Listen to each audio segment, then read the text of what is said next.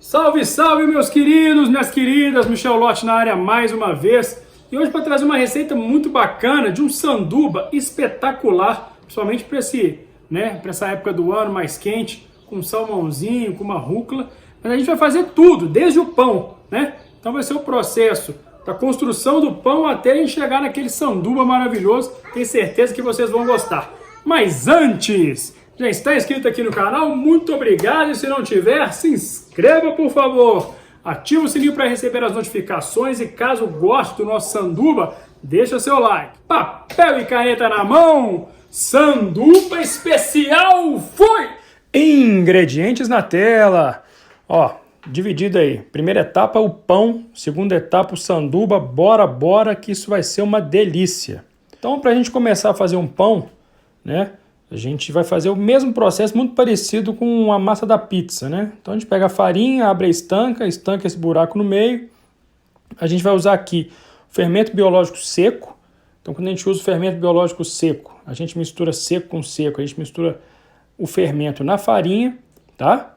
E essa farinha com o fermento não é bom, não é prudente que o sal encoste no fermento nesse momento, porque o fermento não perca força. Então a gente vai colocar o sal no meio da estanca e a gente entra com o último elemento, que é a água, no meio da estanca e começa a mistura, tá?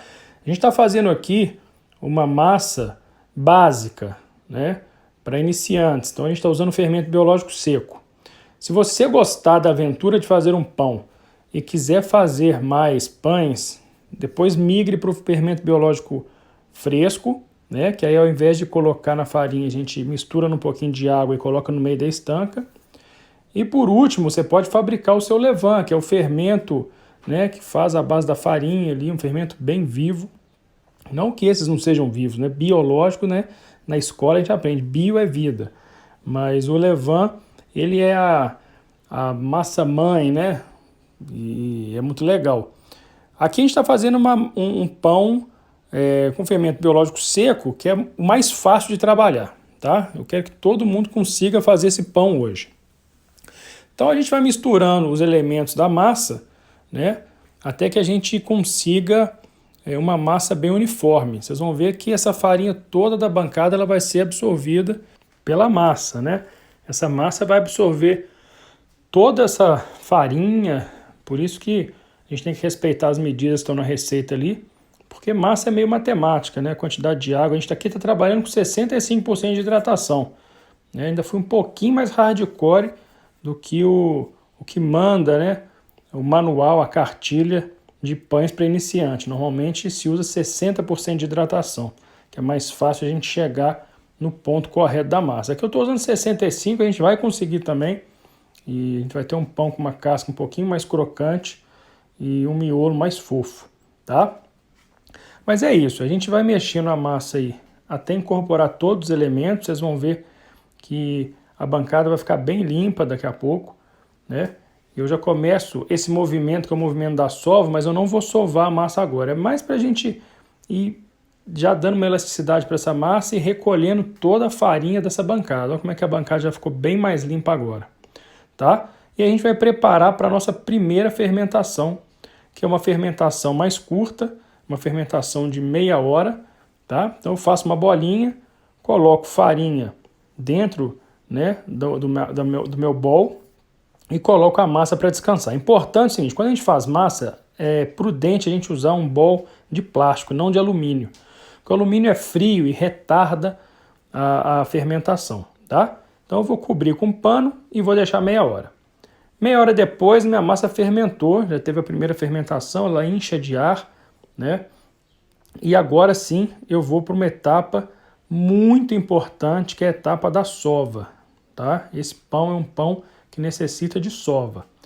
Então com os meus punhos eu vou fazendo esse movimento, eu dobro a massa, eu faço esse movimento, eu pressiono a massa de um lado para o outro, eu dobro, pressiono de um lado para o outro, isso durante uns 10 minutos, tá? Para quê? Para a gente ganhar elasticidade nessa massa. A massa precisa estar elástica para ela crescer, né? Para ela crescer no forno. Um teste bom de elasticidade é esse. Você vai puxando um pedacinho da massa, olha lá, Olha como é que está com uma elasticidade boa e ela fica translúcida. Eles falam que é o ponto de véu, né? Então 10 minutos depois eu alcancei uma elasticidade boa, volto farinha para o meu bowl, né, para minha baciazinha, e vou colocar a massa lá para ela fermentar. Agora a segunda fermentação, uma fermentação mais longa, de no mínimo 1 hora, tá? Entre 1 hora, 1 hora e 40 é um bom período para essa segunda fermentação.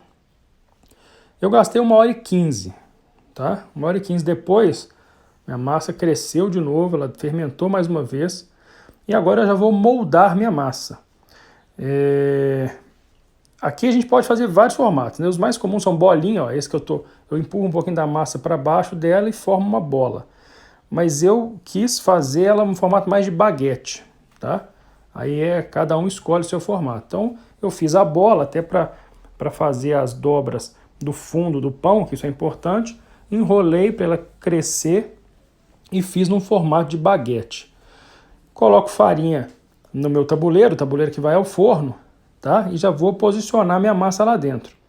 Ela vai descansar ali por 15 minutos. Agora é muito importante que a gente se preocupe com o forno, tá? Já pré-aqueço o forno a 250 graus e eu vou explicar uma coisa importantíssima que é sobre a primeira etapa desse pão no forno, que ele vai precisar de vapor.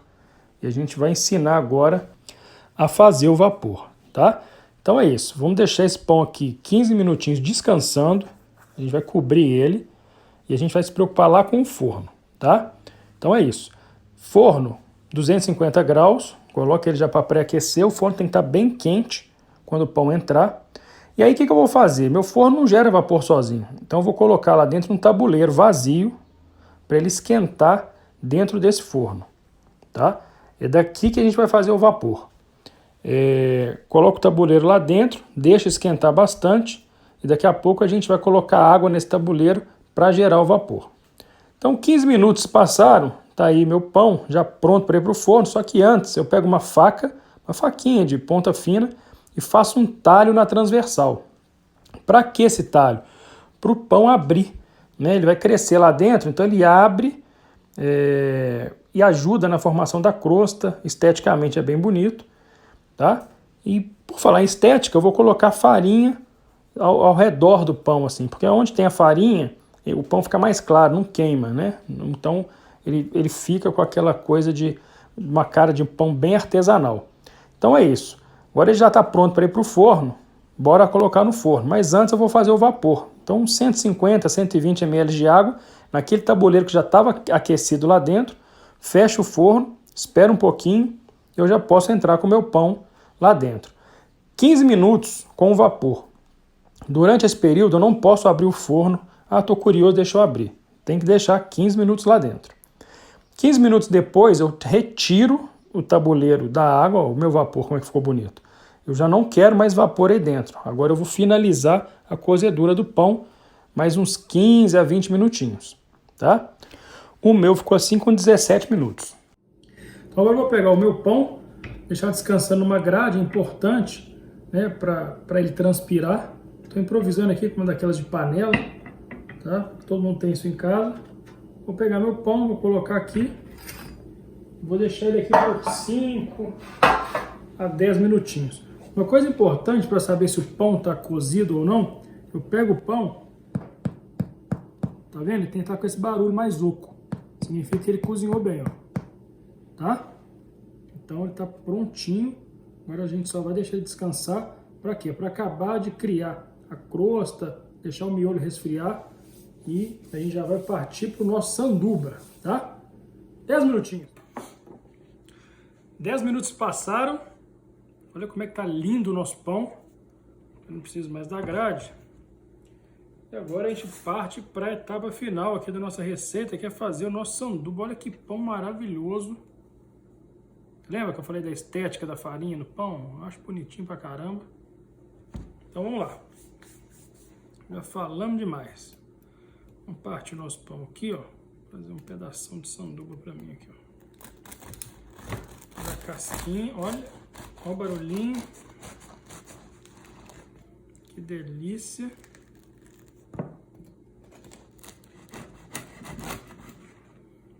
Pronto. Vou abrir o nosso pão aqui, ó.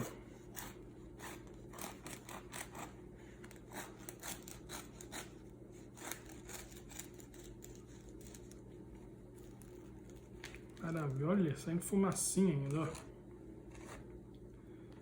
E agora vamos, deixa eu partir direito aqui, ó.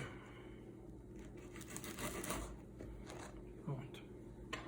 Agora a gente vai fazer o nosso sanduíche, né? Eu chamei ele de sanduba do chefe. Então bora lá. A partir de agora, pessoal, vocês podem inventar o que vocês quiserem, tá? Eu vou mostrar uma opção aqui que eu gosto muito. Mas vocês podem substituir pelo que vocês quiserem. Então, cream cheese, que vai ajudar a dar untuosidade a esse nosso sanduíche. Mais um pouquinho aqui.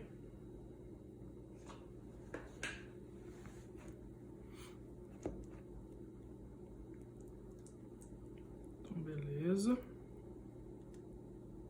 Espalhar bem aqui.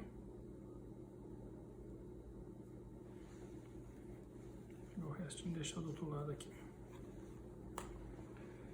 Agora eu venho com uma lâmina de salmão defumado. Salmão defumado é fácil achar no supermercado. Já vem laminado. Ó, que beleza, ó. Olha a cor disso. Eita, nós, ó. Umas folhinhas de rúcula.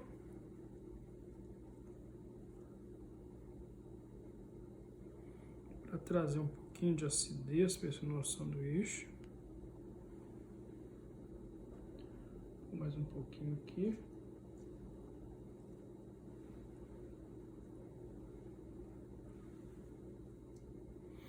Ótimo. E vou finalizar uma fatia de presunto parma, tá? O salmão é defumado, o presunto parma é forte. É isso mesmo, Michel? É isso mesmo. Eu gosto dessa combinação de carne de porco com peixe. E essa junção salmão defumado com presunto parma pode parecer maluquice, mas ela é deliciosa. Pronto, tá aí, ó. Agora é só fechar. Parte aqui, ó, ao meio.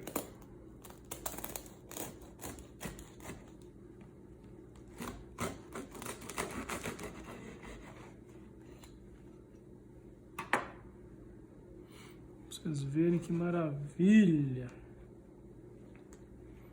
Ó, tá aí o nosso sandubão, um pão que a gente fez, delicioso. O pão por si só já era maravilhoso. Uma opção de lanche para vocês, tá?